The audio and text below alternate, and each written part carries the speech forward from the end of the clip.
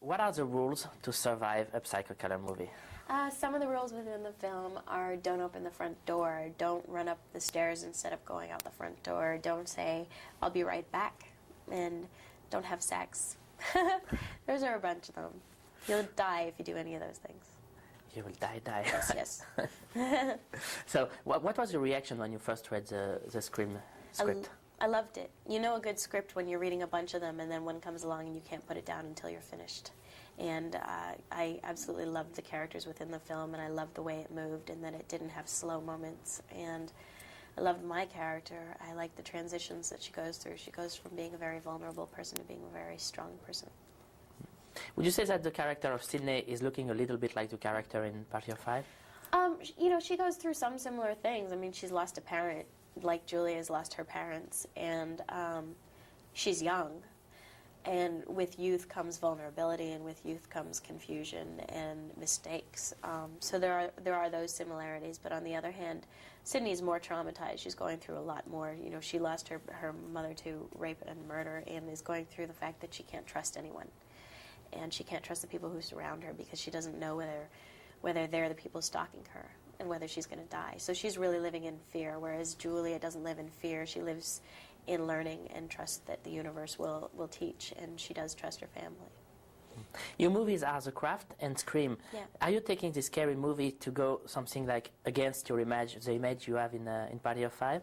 You know, it really wasn't a conscious decision to take films within this genre. They just happened to be the best scripts that came along to me within my hiatus time. You know, The Craft I loved because it was not only about cult and Wicca, but it was also about four women and what youths go through and what women go through and how they want to become strong. And Scream was just a great twist on the genre. You love the genre? Yeah, I like the genre a lot now. I never used to. I used to be one of these people who just couldn't watch horror films because I'd have nightmares for months. But now I definitely have an appreciation for them because I know what it takes to make them. And there can be good ones and there can be bad ones. It's very easy to make a horror film and scare people, but to make one that's intelligent and to have people relate to the characters and then scare them, that's a whole different thing. Did you see the Halloween's movie before doing Scream? I hadn't. Did you get inspired by Jamie Lee Curtis? I hadn't, no. I'm being compared to Jamie Lee Curtis a lot, but you know, I don't think I've actually ever seen her in a horror film. I've seen very few of them. She did a lot. Yeah, she did do a lot. And that's not really my plan. I don't hope to continue in horror films forever. I don't want to become typecast, just as I don't want to be typecast as Julia either. But there's going to be a Scream 2.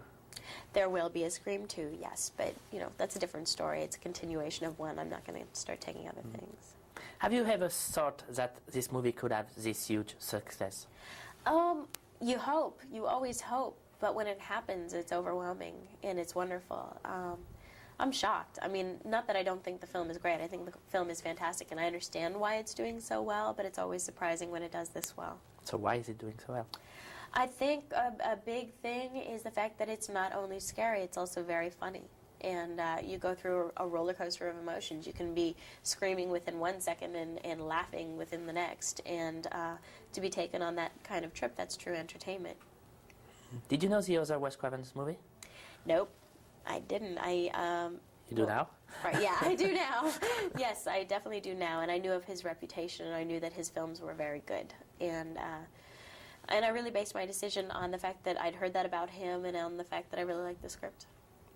How is it to play with, to act with Courtney Cox? Great. She's a sweetheart. She's a really wonderful person, very supportive and very down to earth, and I liked her a lot. You have some very tough sequence with her. Yeah. How did you work on that?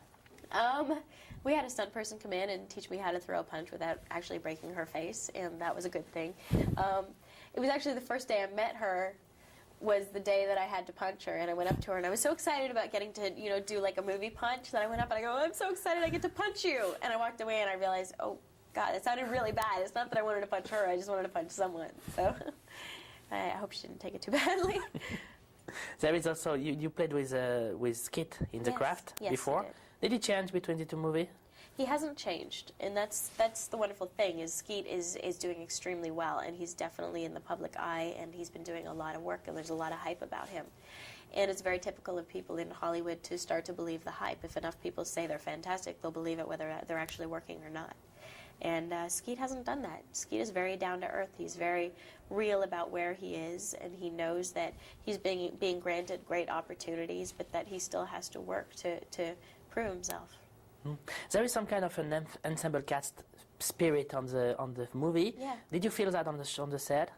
On Scream, absolutely, absolutely. The interesting thing is the characters, or the people, all the entire cast were all very different from one another, very eclectic crowd, but we really hit it off, and I think a big part of that was that we were all sharing a great experience and very enthusiastic about the film and very enthusiastic about Wes and about each other, and worked really well together, so we had fun. This is a great period for you. I mean, the Scream, the success, Party of Five, the cover of TV Guide for the Valentine issue. How do you take that? Do you put that in perspective, or? It's overwhelming, and it's wonderful, and like I said, you know, a lot of people will say you're incredible, but until you actually believe you're incredible, you shouldn't believe that. Because I don't believe that you should base any of your work on what other people are saying. You have to believe in yourself, you know, and if you start believing the hype, you might get lazy. So I think you're better off just sort of trusting your own instincts and trusting your own work. I suppose that you must receive a lot of script now. And do you think that you will stop the TV show, the TV series, to do movies? I can't. I'm contracted. And, you know, I would. What if you could? If I could, yes, I would leave. Not that I don't love the show. The show has been fantastic for me, and it's the reason I am where I am. But on the other hand, I'm at a point now where I love Julia, but I could finish with her. And I'm getting a lot of offers, and I'm getting the opportunities to play a lot of different characters, and that's, you know, initially what people want to do in the business, is be able to create different kinds of personalities and different kinds of characters and personas, and that's what I hope to do eventually. Is it possible to talk with the producer of the show to get some kind of schedule arrangement, stuff like that? You would think that it would be. They're helpful. They're very helpful. I'm going to be doing another film on the hiatus and may not be able to start back when we were supposed to. And they understand, because they know that it does the show well as well if I'm doing feature films. But on the other hand, it's different. It's not like other shows where someone could just leave or disappear because it's Party of Five. It's the 5 characters. You know, she can't all of a sudden be Party of 4. It's not the same show. What will happen now for Scream 2? Have you already signed a contract, or? I haven't signed. It was in my first contract, and so we'll go through all that. I'm going through all that right now, negotiations and discussions, and it could be fun, though. It could be a lot of fun. Kevin's writing the second script, so I trust that it'll be good. He's a great writer. I mean, the script is great. Yeah, Did he work with you? Did you talk with him?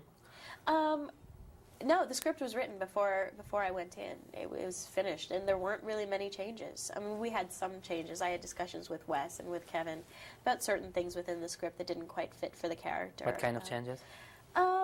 Mainly just little things, little line changes, or things that I didn't feel that she would need to say or be as open about, because she is very guarded. Those kinds of changes, but not huge ones. It didn't really need it. Do you feel that Scream was kind of rejuvenate the genre? I think it has already. I think everyone is surprised that it's done so well, and I think everyone's realizing that audiences and the public want to see something like this again. So it's funny, now all the studios have like horror films, and I'm trying to decide to get out of it, you know, and that's what everyone's making now. But I think everyone wants to jump on the bandwagon because of Scream.